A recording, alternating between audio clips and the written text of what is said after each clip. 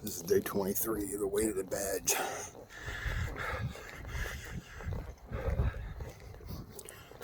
Tonight, I'm going to speak to everybody out there that is family member, friend, loved one, significant other, whatever you call yourself, wherever you fall into this category of law enforcement officer or first responder. Because this has gone past just law enforcement. Over the last week, now you have endured a significant amount of stress, just as your officer has.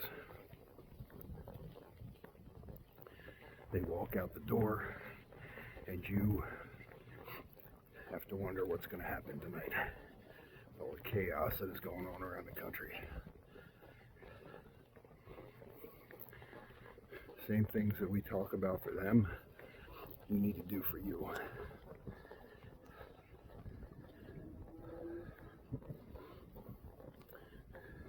And when they're coming home at night, when all this is said and done, you need to be watching out for them as well.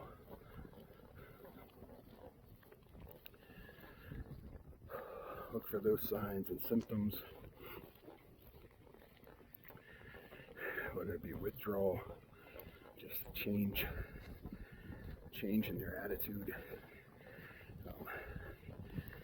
They stop doing the things they like to do. They become angry at the drop of a hat.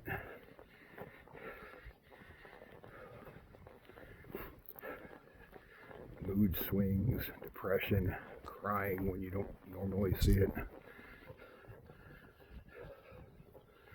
And all this is a normal response to what's going on around the country. It's when it starts to go on for days and days and days.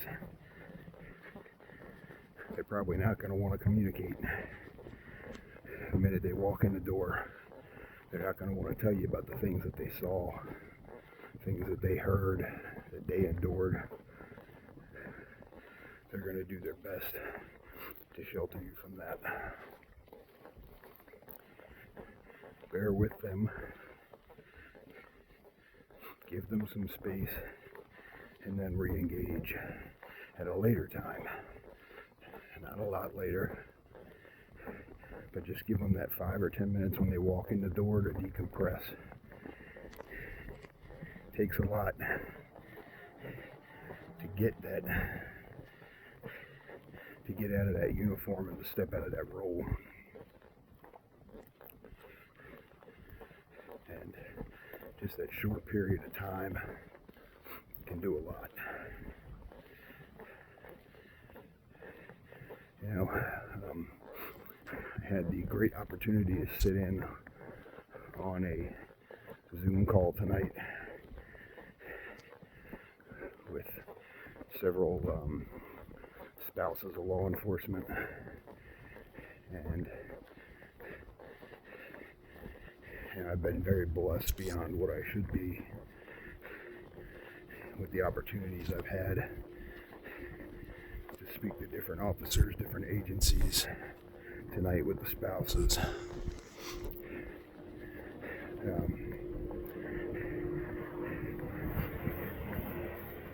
And a lot of the times, you know, we'll give officers the thank yous for doing what they do, and we forget about the families at home. So for all of you, the husbands, the wives, the kids, the significant others, moms, the dads, brothers and sisters, friends, thank you for not only sharing your first responder with us, but for the sacrifices that you make day in and day out, especially during this chaotic time.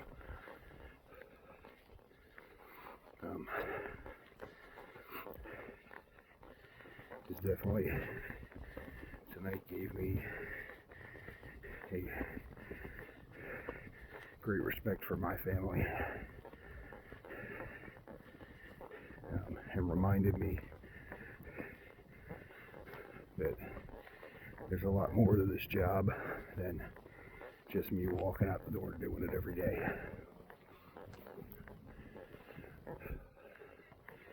You know, you have your team at work, you also have your team at home. And you need to be an active part of that team. You have your sports fan. Everybody on your football team can play great, but if your quarterback is out of it, they're not engaged, they are not thinking straight, that team can't win. It's the same with your home life. If you're not taking care of yourself, if you're not engaging with your family, with your kids, your mom and dad, your brother and sister, whatever it may be,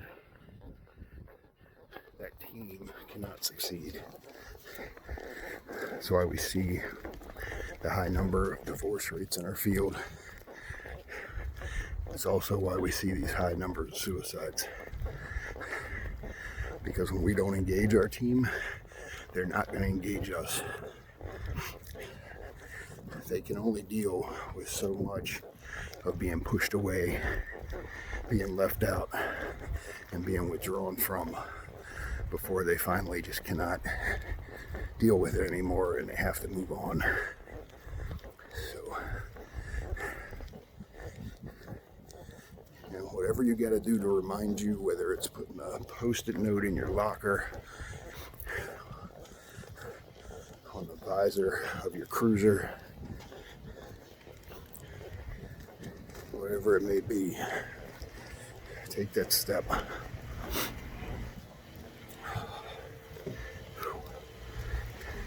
Make sure that you remind yourself day in, day out that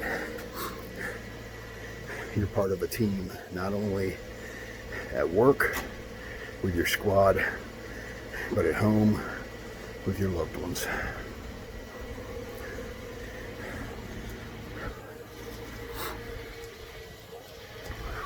This was rough. You know, you don't think about how hard walking short distances can be when you have the weight on your back. For me, this has reminded me of two things. It's reminded me of my struggles with PTSD,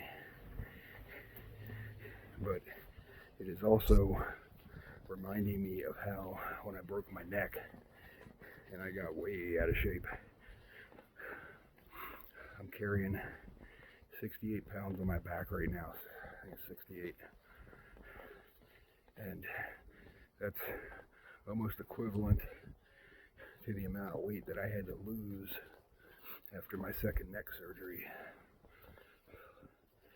From being inactive, from being depressed, from being scared to do anything out of fear of injuring myself further.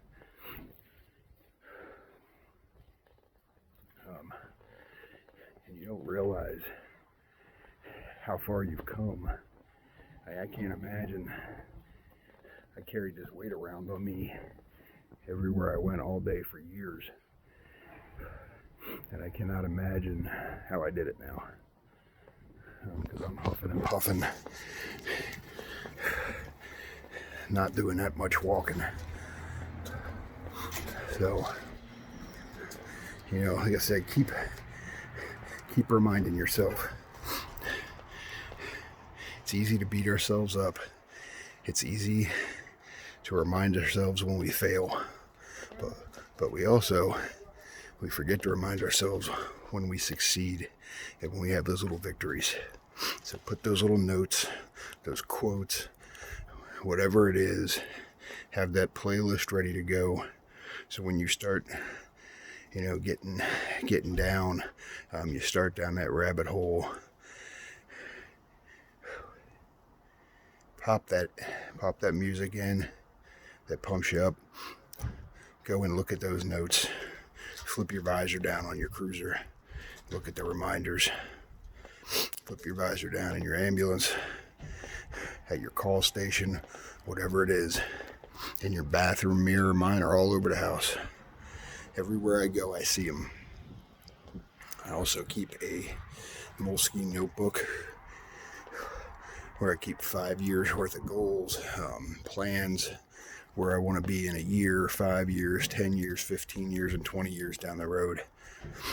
And I review that at least once a week minimum to remind myself of where I'm at, where I want to be, and where I have come from.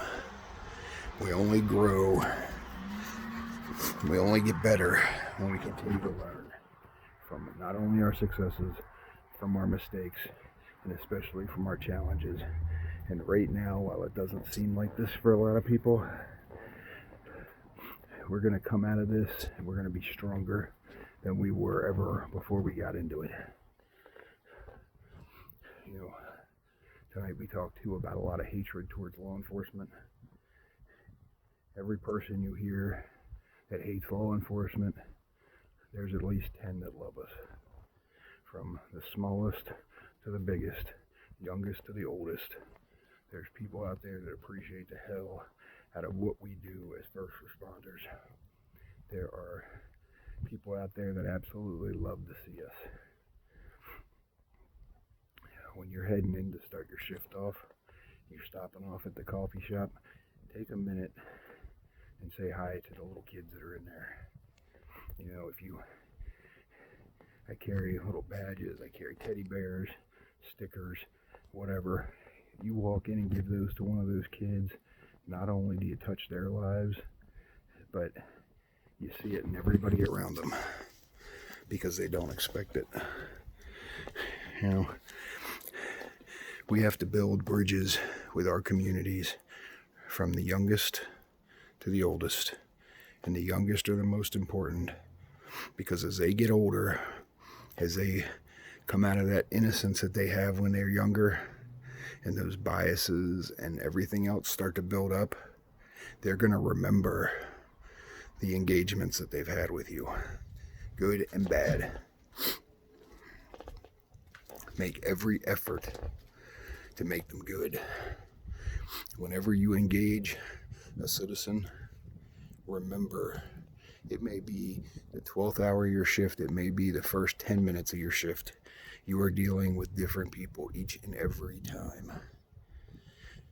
You don't know what that person's been through today. You don't know what they've been through in their life. You don't know what they're going through in this moment. They may be struggling with the loss of a loved one. They may be struggling with an illness. They may be struggling with financial debt. Their child may be sick. Try to keep that in mind. Safety first, but keep that in mind. And try to engage each and every individual with dignity and respect. And you will be surprised at the return that it brings. You guys that are out there on the line tonight, God bless you. Be safe. For the families that are sitting at home waiting for them to return, God bless you each and every day for all the sacrifice that you make for your first responder. They are doing what they love to do, as scary as it may be to everybody else around them. We don't do this job for the money. This is a calling. We are called to do this from a very young age. It's in our heart, it's in our soul. And somebody even said today, even the people that are out causing this chaos tonight, that have taken away from the message that the peaceful protesters are bringing forward, that we support,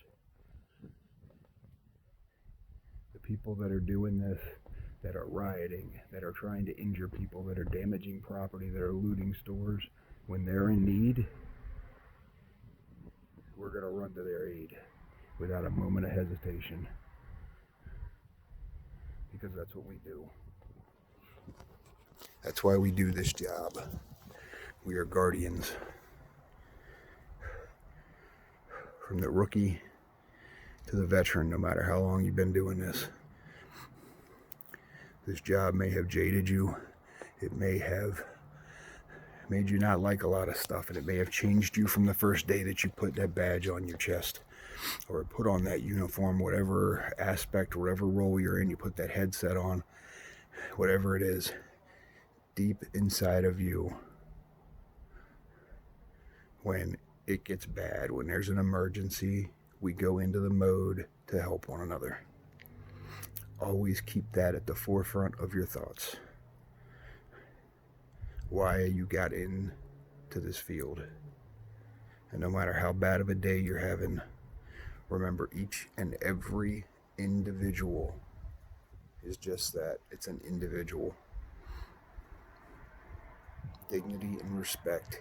It doesn't matter whether it's man, woman, whatever the race, color, creed, religion, whatever it is, the appearance, rich, poor, every person, treat them with dignity and respect, even when they don't reciprocate, because you don't know what they're going through.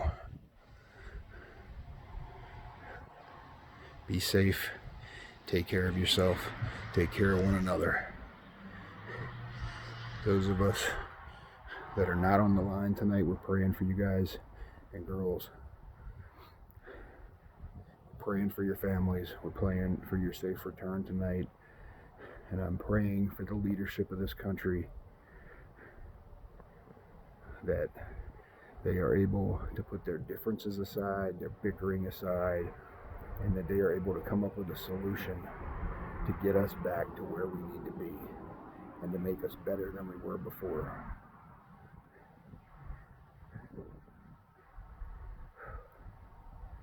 I love you guys. Be safe, take care, and I will talk to you tomorrow.